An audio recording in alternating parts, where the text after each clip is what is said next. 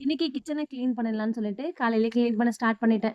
தம்பிங்களுக்கு பிரேக்ஃபாஸ்ட்லாம் குடுத்துட்டு, கிச்சன்ல உள்ள மேல பாத்திரம்லாம் போட்டு வச்சிருந்த பாக்ஸ் எல்லாம் தனியால இறக்கிட்டு இருந்தேன். தனியால எல்லா வேலையும் பார்க்குறது எவ்வளோ கஷ்டம். ரொம்ப முடியல. அதோடயே வெயிட் இருந்துச்சா, தூக்கி எடுத்து எல்லாத்தையுமே கிளீன் பண்ணி எடுத்து வச்சுட்டேன். எடுத்து வச்சுட்டு தம்பிங்கள அப்படியே தூங்க வச்சுட்டு, கிச்சன் வால் டைல்ஸ்லாம் ஒரு மாரி எண்ணெய் பிசு பிசுன்னு இருந்துச்சு. இப்பதான் கிளீன் பண்ணேன். ஒரு தடவ கிளீன் பண்ணி குடுத்துடலாமேன்னு சொல்லிட்டு, அதையும் கிளீன் பண்ணிட்டு, கிச்சனையும் நல்லா டீப் கிளீன் பண்ணிட்டேன். நம்ம தனியா கிச்சன் நின்னு சமைக்கும்போது, நம்ம மைண்டுக்குள்ள எவ்ளோ யோசனை போகும். இத அப்படி பண்ணியிருக்கலாமோ, இது இப்படி பண்ணியிருக்கலாமோன்னு நெறைய யோசனை. நம்ம ஸ்கூல் படிக்கும்போது, காலேஜ் படிக்கும்போது, நம்ம லைஃப்ல நடந்தது, இதுக்கப்புறம் நடக்க போறது, எதெதையோ யோசிப்போம். அதுவே நம்மளுக்கு பாதி ஸ்ட்ரெஸ்ஸா இருக்கும். நான் அந்த மாரி தான். ஏதாவது யோசிச்சுட்டே இருப்பேன். கிச்சன்ல நிக்கும்போது, பாத்திரம் வெளக்கும்போது, காய் கட் பண்ணும்போது, எதையாவது யோசிச்சுட்டே இருக்கிறது தான் என் வேலையா இருக்கு. நான் மட்டும் தான் இப்படியா? இல்ல என்ன மாரி நீங்க யாராவது இருந்தா மறக்காம கமெண்ட்ல சொல்லுங்க.